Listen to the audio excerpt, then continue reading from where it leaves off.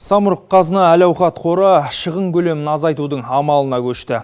Әңгіме демеушілікке жұмсалатын қаражат төңірегінде болып отыр. Қор күні бүгінге дейін қажет болған жағдайда қаржылай қол ұшын созып, қолдау көрсетуде белсенділік танытып келген болатын. Енді тізімді біріктеп аса қажет емес деген жобалардан бас тартпақ.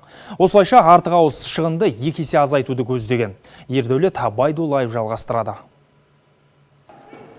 Мамандардың айтуынша, қор құрылғалы бері талай тартымды жоба тіршілігін түрлентіп, ел экономикасының ілгерілеуіне үлесін қосты.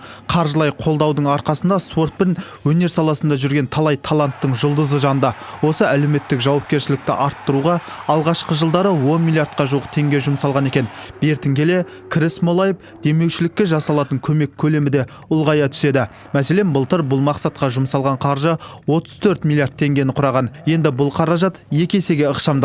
2016-2017 жылдары сол сумма 16-17 миллиард теңгеден көп болмайды. 34 миллиард бұл сумма 2014 жылы болған, 2013 жылы 28 миллиард болған.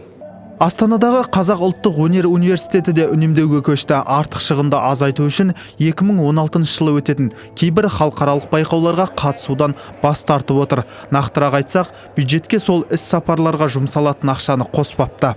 Вот это все и образование, и то качество, которое... Ең бастысы біздің мұғалімдердің жалақысына бұл ықшамдаудың қатысы жоқ. Сол сияқты коммуналдық шығындарға да бұрынғыша тиісті қаражат бөліне береді. Ал байқауларға қатысу мәселесін демеушілер арқылы шешуге тырысамыз. Демеушілік арқылы шешілетін мәселелер тізімі ұзармаса қысқармайды. Өйткені елімізде жаны жомарт, ауқатты азаматтар қатар көп. Ал Самұрық қазына ұлттық әл-ауқат қоры қалай болған күнде де футбол, қазақ күресі, ауыр атлетика мен вело жарысында спорт түрлері және мүгедектерді қолдауын жалғастыра бермек. Ердәулет Байдуллаев, Ерзат Зайтхан, қорытынды жаңалықтар.